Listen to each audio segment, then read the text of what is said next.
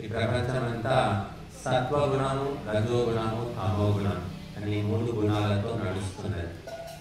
కాబట్టి ప్రతి ఒక్క దానిలో ఈ 3 ఉంటాయి. సాత్వికము, రాజసికము, తామసికము. First class, second class, third class. ఉత్తమము, మధ్యమము, అధమము. ఈ 3 ప్రతి చోట ఉంటాయి. మీరు గమనించుకోండి. వస్తువు కావచ్చు, పదార్థం కావచ్చు, వ్యక్తులు కావచ్చు, ప్రతి దాంట్లో కూడా ఈ 3 లక్షణాలు ఉంటాయి. కాబట్టి యజ్ఞంలో కూడా ఉంటాయి. అందుకే సాత్విక యజ్ఞములు, రాజసిక యజ్ఞములు, తామసిక యజ్ఞాలు కూడా మనకు చెప్పారు. కనుక మరి ఎవరు ఎటువంటి కార్యక్రమాల్లో పాల్గొనాలో అటువంటి స్వభావం ఉన్నవాళ్ళు అటువంటి కార్యక్రమాలకు వస్తూ ఉంటారు. సాత్విక కార్యక్రమాలలోకి సాత్వికులే వస్తారు. తామసిక కార్యక్రమాల్లో తామసికులు వెళ్తారు. రాజసిక కార్యక్రమాల్లో రాజసికులు వెళ్తారు. ఆహారం కూడా అంతే. చూడండి మీరు, ఆహారం సాత్విక ఆహారం ఇష్టం ఉన్నవాళ్ళు అవి తెచ్చుకొని తింటారు. రాజసికం ఉన్నవాళ్ళు అవి తెచ్చుకొని తింటారు. తామసికం ఉన్నవాళ్ళు మద్యము, మాంసము ఇటువంటి ఆహారం ఇష్టపడతారు. కాబట్టి ఈ 3 ప్రపంచమంతా వ్యాపించి ఉన్నాయి. ప్రతి ఒక్క దాంట్లో పరమాణువుల్లో కూడా ఈ 3 ఉన్నాయి. ఎలక్ట్రాన్, ప్రోటాన్, న్యూట్రాన్ అంటున్నాం. 3 ఏమిటి అంటే సత్వ, రజ, తమో గుణాలు 3గా చెప్పారు. ఇంగ్లీష్లో చెప్తే అలాగా. బట్ ప్లస్, మైనస్, న్యూట్రల్ అంటున్నాం. 2 కానీ 3వది నా పుస్తకం.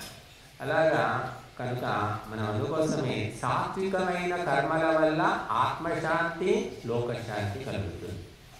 కనుక ఆడంబరము, ఆర్భాటము, అట్టహాసము, పేరు, ప్రతిష్టలు ఇటువంటివి కోరుకోకుండా కేవలము కర్మకు ప్రాధాన్యాన్ని ఇచ్చి శ్రద్ధాసక్తులతో చేసేది సాత్విక కర్మ. కనుక మనం ఇక్కడ సాత్వికంగా కర్మకు, ద్రవ్యాలకు ప్రాధాన్యం ఇచ్చి జరుపుకుంటూ ఉన్నాం.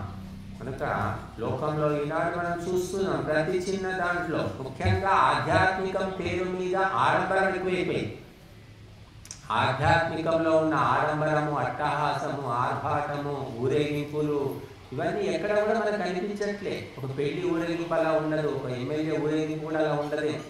కానీ ఆధ్యాత్మికం అంటేనే నిరాడంబరము, సరళము, సాత్వికము, కేవలము భగవంతుని ప్రసన్నం చేసుకోవడం ప్రధానం. లోకాన్ని మనం ప్రసన్నం చేసుకోవాల్సిన అవసరం లేదు. కాబట్టి ఈ సత్యము తెలుసుకోక ఆడంబరాలకు లక్షలు, కోట్ల రూపాయలు ఖర్చు పెడుతూ ఉన్నారు. నిన్న పేపర్లో మనం చదివాం, కలకత్తాను ఎక్కడ 300 కోట్ల రూపాయలు దేవీ మండపము కట్టడానికి, కలకత్తా మా మధ్యప్రదేశ్లో 300 కోట్లతో దేవీ మండపం కడుతున్నారు. ఈ 300 కోట్లు ఎన్ని రోజులు అంటే 10 రోజుల కోసమే 3 నెలల నుంచి పనిచేస్తున్నారట ఆ మండపం కట్టడానికి, అవన్నీ ఏర్పాట్ల కోసం. మరి ఇదంతా ఆడంబరంలో భాగమే. కనుక మనకి ఏం చెప్తుంది, వేద శాస్త్రాలు ఏం చెప్తున్నాయంటే విధిహీనం, అస్పృష్టానం, మంత్రహీనం, అదక్షిణం, శ్రద్ధావిరహితం యజ్ఞం తామసం పరిషక్షతి.